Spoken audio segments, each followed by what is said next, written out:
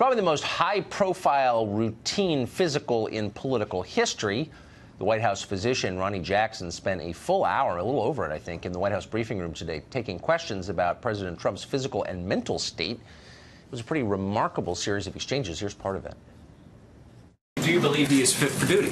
Absolutely, he's fit for duty. What exactly does the exercise and eating plan look like? Is it you're going to put an elliptical machine next to the bedroom and he's going to use it? What does that look like? Is he limited to one scoop of ice cream now? I don't limit his diet at all. Some people have suggested that could be related to dentures. Does the president wear dentures? He does not. Did you address drug addiction? Drug addiction? I mean, any other drugs? Yeah, no, he has no drug addiction. Yeah, absolutely. Thank you for your time, Dr. Jackson. How about sexual? Can you explain to me how a guy who eats McDonald's and fried chicken and all those Diet Cokes and who never exercises is in as good a shape as you say he's in? It's called genetics. Well, does the elaborate theater over the president's health say much about the president or about the press? Fox senior political analyst Britt Hume joins us tonight. Britt, thanks for coming on. So if Trump runs again and I were in charge of his ads, which of course I won't be, but if I were, I wouldn't brag about the achievements or defend myself against the attacks. I would just run a tape of reporters asking, does he wear dentures? What's his life expectancy? What's his waist circumference? I think that would get him reelected. Well, no, I don't know about that, Tucker, but he got a pretty clean bill of health, that's for sure. And remember, part of this is a function of the fact that he told Admiral Jackson, his doctor, who, by the way, was previously the doctor to President Obama and President George W. Bush, and enjoys a very, very high reputation. He told him to go out and not refuse any questions, to answer all questions. So, you know, the press saying this is open season is pretty soon into dentures and eating habits. And there was one exchange of questions about his waistline and all that. Apparently didn't measure his waistline because there was no reason to do it. Well, he's not a tailor. But it went to everything. And then, of course, probably most importantly, consider the current furor over his mental condition.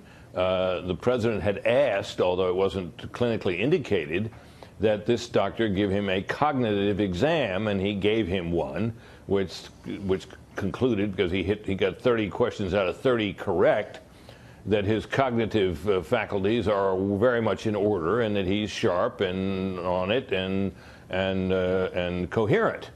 Now, that's not a psychiatric exam, it should be noted, but it's a pretty good test of whether somebody's sort of mentally fit. And he passed that with flying colors, and there was you could detect a certain skepticism and disappointment in the room about it.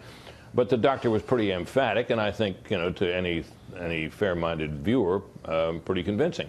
So I remember during the last presidential campaign when Hillary Clinton had some kind of collapse in New York, I think it was on the anniversary of 9/11, we were explicitly instructed by the Washington Post not to ask about her health. When did the rules change? Well, I think we did it. I think we did end up asking about her health, but there was not a lot of information. I did, and there were not a lot of answers forthcoming.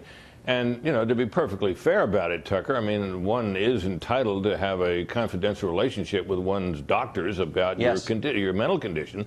And the president just waived all that. No president that I've ever heard of has ever done anything like that. And, of course, we know if we go back far enough, you come across presidents like President Roosevelt, who concealed his paralysis to the greatest extent possible, so that, you know, most Americans didn't even know about it until after he was dead.